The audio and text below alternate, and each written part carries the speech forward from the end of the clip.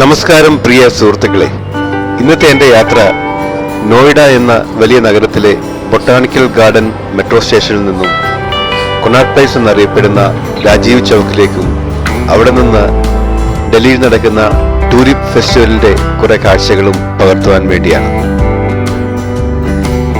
നിങ്ങൾക്കെല്ലാവർക്കും ബെൻസൺസ് ട്രാവൽസ് എന്ന എൻ്റെ ചാനലിലേക്ക് ഒരിക്കൽ കൂടി സ്വാഗതം. ഈ കാണുന്ന കെട്ടിടമായിരുന്നു നോയിഡയിലെ ആദ്യത്തെ ഷോപ്പിംഗ് മാൾ. പണ്ടൊക്കെ വലിയ പ്രതാപത്തിൽ നിന്നിരുന്ന ഈ കെട്ടിടം ഇപ്പോൾ ഉപേക്ഷിക്കപ്പെട്ടിരിക്കുന്നു. നോയിഡ ഡൽഹി NCRലെ ഏറ്റവും പ്രധാനപ്പെട്ട നഗരങ്ങളിൽ ഒന്നായി മാറിക്കഴിഞ്ഞിരിക്കുന്നു. ധാരാളം വലിയ ബഹുനില മന്ദിരങ്ങൾ ഇപ്പോൾ നോയിഡയിലെങ്ങും നമുക്ക് കാണാൻ കഴിയും. വലിയ ബഹുരാഷ്ട്ര കമ്പനികളും പല ഗവൺമെന്റ് ഓഫീസുകളുമൊക്കെ ഇപ്പോൾ നോയിഡയിൽ നിന്നുമാണ് ഓപ്പറേറ്റ് ചെയ്യുന്നത്. നമ്മളങ്ങനെ ഡൽഹിയിലെ അടുത്ത കാലത്തെ ഏറ്റവും ഫേമസ് ആയിട്ടുള്ള നിർമ്മിതിയായ അക്ഷർധാം ടെമ്പിളിന്റെ അടുത്തെത്തിക്കഴിഞ്ഞു. യമുനയുടെ തീരത്ത് വളരെ വിശാലമായ ഒരു സ്ഥലത്താണ് അക്ഷർധാം ടെമ്പിൾ സ്ഥിതി ചെയ്യുന്നത്. നൂറുകണക്കിന് ആൾക്കാരാണ് ഇവിടുത്തെ ലൈറ്റ് ആൻഡ് സൗണ്ട് ഷോ കാണാനും അമ്പലം കാണുവാനുമായി ദിവസേന എത്താറുള്ളത്.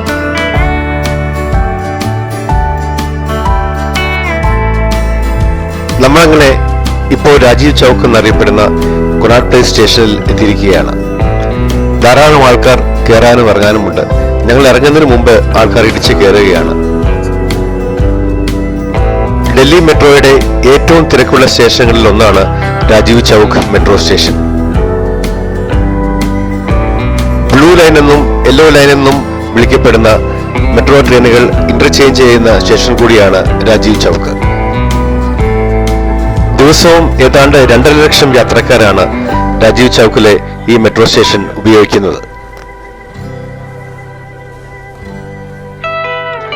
ആദ്യമായി ഈ മെട്രോ സ്റ്റേഷനിൽ വന്നിറങ്ങുന്നവർക്ക് കുറച്ച് കൺഫ്യൂഷനൊക്കെ ഉണ്ടാകുമെങ്കിലും നമ്മൾ ഇവിടുത്തെ മാർക്കുകൾ നോക്കി നമുക്ക് വേണ്ട സ്ഥലത്തേക്ക് യാത്ര ചെയ്യാൻ പറ്റും. ഈ താഴെ ഫ്ലോറിൽ കാണുന്ന ബ്ലൂ മാർക്കുകളും യെല്ലോ മാർക്കുകളും കണ്ടില്ലേ?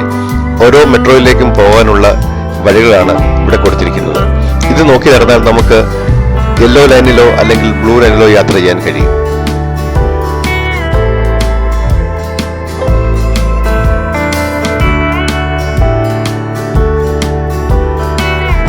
ഇന്നത്തെ യാത്രയിൽ എൻ്റെ കൂടെ എൻ്റെ ഭാര്യ മിനിയും എൻ്റെ മകളുടെ മദറിലോ ആയ ബിന്ദുവുമുണ്ട്. കൊണാട്ട് പ്ലേസിൽ കുറച്ച് സമയം ചെലവഴിച്ചിട്ട് ശാന്തിപത്തിൽ നട്ടിരിക്കുന്ന ടൂലിപ്പ് പുഷ്പങ്ങളെ കാണാനാണ് ഞങ്ങളുടെ പ്ലാൻ.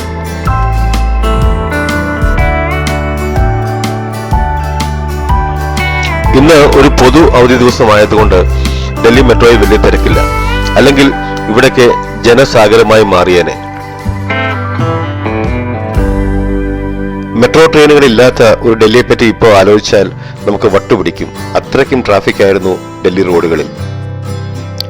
ഞങ്ങളങ്ങനെ നടന്ന് മെട്രോ സ്റ്റേഷന്റെ പുറത്തെത്തി. കൊണാട്ട് പ്ലേസിനെ ഇന്നർ സർക്കിളെന്നും ഔട്ടർ സർക്കിളുമെന്ന് രണ്ടായി വിഭജിച്ചിട്ടുണ്ട്. 2 സർക്കിളുകളിലും ധാരാളം കടകൾ ഉണ്ട്. കൊണാട്ട് പ്ലേസിനെ ഒരു ഷോപ്പിംഗ് ഡിസ്ട്രിക്റ്റ് ആയിട്ടാണ് ബ്രിട്ടീഷുകാർ ഡെവലപ്പ് ചെയ്തത്. 1929 തുടങ്ങിയ കൺസ്ട്രക്ഷൻ 1933 പൂർത്തിയാക്കിയത്. നല്ല സൗന്ദര്യമാണ് കണ്ടല്ലേ. പണ്ട് ബ്രിട്ടീഷുകാർ പണിത ബിൽഡിങ്ങുകളാണ്. അപ്പോൾ ആ ബിൽഡിങ്ങുകൾ അതുപോലെ ഇപ്പോഴും നിലനിൽക്കുന്നുണ്ട്. തണുപ്പ് മാസങ്ങളാകുമ്പോൾ ധാരാളം ഈവനിങ് പ്രോഗ്രാംസ് കൊണാട്ട് പ്ലേസിലെ ഇന്നർ സർക്കിളിൽ നടക്കാറുണ്ട്. രാത്രി വൈകി വരെ നടക്കുന്ന ഈ പ്രോഗ്രാമുകൾ കാണാൻ പലപ്പോഴും ഞങ്ങൾ ഇവിടെ വന്നിട്ടുണ്ട്. കൊണാട്ട് പ്ലേസിലെ ക്രിസ്മസ് ന്യൂ ഇയർ സെലിബ്രേഷൻസും വളരെ ഫേമസ് ആണ്. വളരെ ഫേമസ് ആയ പാലിക ബജാറിന് അണ്ടർഗ്രൗണ്ട് മാർക്കറ്റാണ് ഇത്. കണ്ടില്ലേ, ഇതൊരു എയർ കണ്ടീഷൻ മാർക്കറ്റാണ്. ഡൽഹിയിലെ ആദ്യത്തെ ഷോപ്പിംഗ് മാളെന്ന് വേണമെങ്കിൽ പറയാം. പക്ഷേ ഇത് അണ്ടർഗ്രൗണ്ടിലാണ്. പാലിക ബജാർ. നമുക്ക് സമയമുള്ളപ്പോൾ ഒരിക്കലും എന്തായാലും അവിടെ പോവാം. ഇതിൻ്റെ അടുത്ത് തന്നെ വലിയൊരു പാർക്കിങ്ങുമുണ്ട്.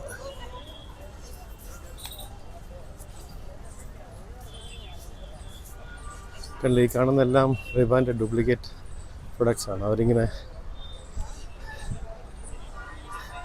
വിറ്റുകൊണ്ടിരിക്കുകയാണ്. ഈ കസ്റ്റമേഴ്സിനൊക്കെ അറിയാത്ത കസ്റ്റമേഴ്സൊക്കെ വന്ന് പെടും മിക്കവാറും. നമ്മൾ ആക്ച്വലി ഇറങ്ങിയ ഗേറ്റ് ഒന്ന് മാറിപ്പോയി, പുറത്തിറങ്ങിക്കില്ല. അതുകൊണ്ട് നമുക്ക് കുറച്ചേറെ നടക്കേണ്ടി വരുന്നു. അതിപ്പം നടന്ന് നമുക്ക് ആഹാരം കഴിക്കേണ്ട സ്ഥലത്തിട്ട് പോവുകയാണ്.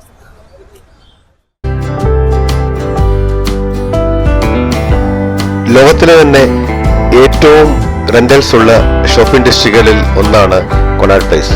ഒരു സ്ക്വയർ ഫീറ്റിന് 12,000 മുതൽ 13,000 രൂപ വരെയാണ് ഇവിടുത്തെ വാടക.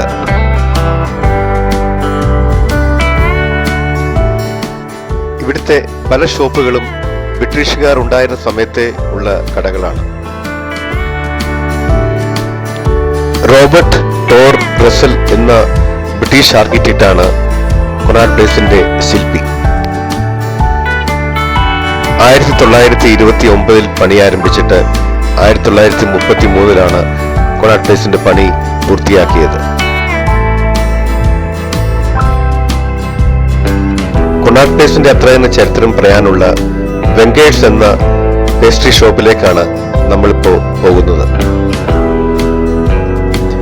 അന്നത്തെ കാലത്ത് പേസ്ട്രിയും ബേക്കറി ഐറ്റംസും ഒക്കെ കിട്ടുന്ന ഒരേ ഒരു ഷോപ്പായിരുന്നു വെങ്കേഴ്സ്.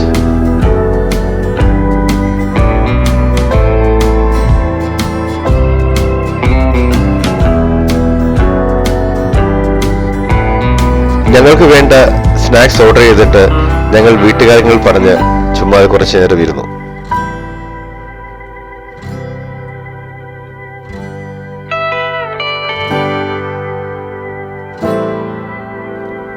പാസ്തയും ചിക്കൻ സാൻഡ്വിച്ചും ഒണിയൻ റിങ്സും ഒക്കെയാണ് ഞങ്ങൾ ഓർഡർ ചെയ്തത്. അത് ഒരു 10 മിനിറ്റിനുള്ളിൽ ടേബിളിലെത്തി. വറുത്ത് ചീസിൽ അലിയിച്ച ഫ്രഞ്ച് ഫ്രൈസിനും നല്ല രുചിയുണ്ടായിരുന്നു. ആഹാരം കഴിച്ച് പുറത്തു വന്ന ഞങ്ങൾ ഒരു ഊബർ ടാക്സി പിടിച്ചിട്ട് ശാന്തിപത്തിലേക്ക് യാത്ര തുടർന്നു. ഇടതൂർന്ന് വളർന്നു നിൽക്കുന്ന മരങ്ങളുടെ ഇടയിലുള്ള വിശാലമായ റോഡുകളാണ് ഡൽഹിയുടെ ഒരു പ്രത്യേകത. ഇത്രയധികം പച്ചപ്പുള്ള ഒരു രാജ്യ തലസ്ഥാനവും വേറെ ലോകത്തെങ്ങുമില്ല. തണുപ്പുള്ള മാസങ്ങളിൽ ഡൽഹിയിലെ റോഡുകളിലൂടെ വണ്ടി ഓടിച്ചു പോകാൻ ഒരു പ്രത്യേക സുഖമാണ്.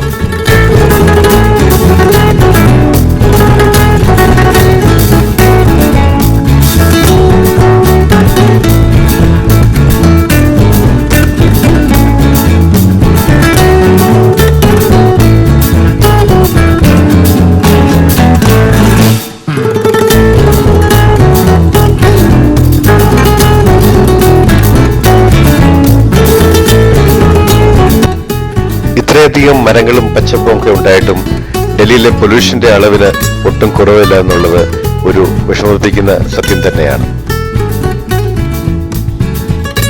ഡൽഹിയിലെ ഏറ്റവും തന്ത്രപ്രധാനമായ റോഡുകളിലൂടെയാണ് നമ്മുടെ യാത്ര.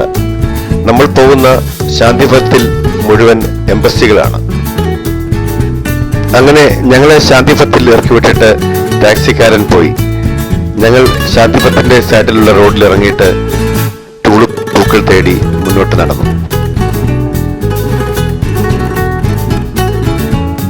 ഏതാണ്ട് 2.5 ലക്ഷത്തിനടുത്ത് ട്യൂലിപ്പ് ചെടികളാണ് ഈ വർഷം ഡൽഹി ഗവൺമെന്റ് നെതർലാൻഡ്സിൽ നിന്നും ഇമ്പോർട്ട് ചെയ്തത്.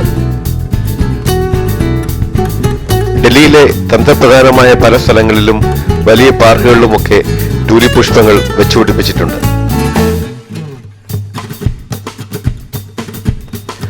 പല നിറങ്ങളിലും വലുപ്പത്തിലുമുള്ള ട്യൂലിപ്പ് പുഷ്പങ്ങൾ കാണാൻ തന്നെ ഒരു പ്രത്യേക സൗന്ദര്യമാണ്. ട്യൂലിപ്പ് പുഷ്പങ്ങളെ കാണാനും ഫോട്ടോ എടുക്കാനും വേണ്ടി ധാരാളം ആൾക്കാർ ശാന്തിപത്തിൽ എത്തിയിട്ടുണ്ട്.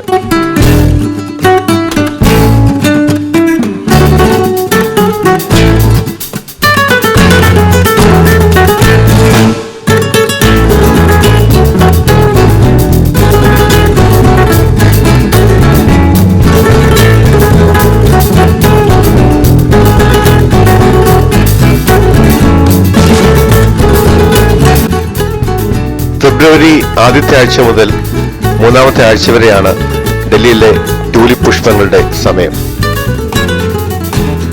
ഞങ്ങൾ വന്നത് ഫെബ്രുവരിയുടെ മൂന്നാമത്തെ ആഴ്ച ആയതുകൊണ്ട് അവിടെയും ഇവിടെയൊക്കെ ട്യൂലിപ്പ് പുഷ്പങ്ങൾ വാടിത്തുടങ്ങിയിരുന്നു. കടും നിറത്തിലുള്ള ഈ പുഷ്പങ്ങളെ കാണാൻ ഒരു പ്രത്യേക സൗന്ദര്യമാണ്. ശാന്തിപഥിലെ ടൂറിസ്റ്റ് പുഷ്പങ്ങളുടെ ഒരു ഭാഗത്തെ കാഴ്ച കണ്ടിട്ട് മറുഭാഗത്തേക്ക് ഞങ്ങൾ റോഡ് ക്രോസ് ചെയ്ത് പോവുകയാണ്.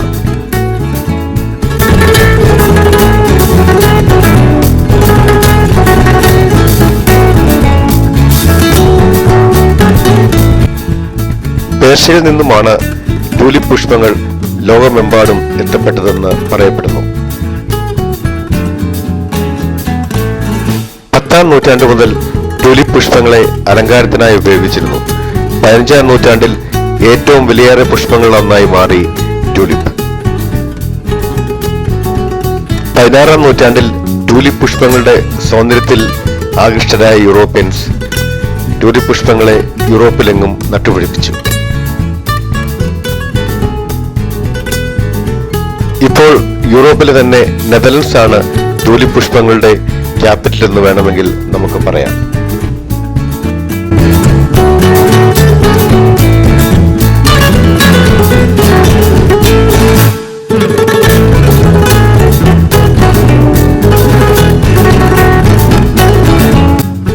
നല്ല നിറങ്ങളിൽ പ്രത്യക്ഷപ്പെടുന്ന ട്യൂലിപ്പ് പുഷ്പങ്ങൾക്ക് പ്രത്യേകിച്ച് എടുത്തു പറയാൻ തക്ക ഒരു മണമില്ല.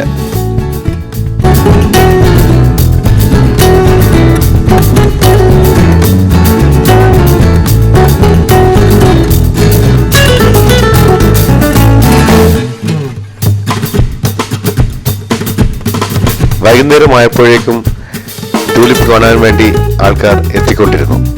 ഞങ്ങളും ട്യൂലിപ്പിന്റെ കാഴ്ചകൾ ക്യാമറയിലുമൊക്കെ പകർത്തിയിടുന്നു.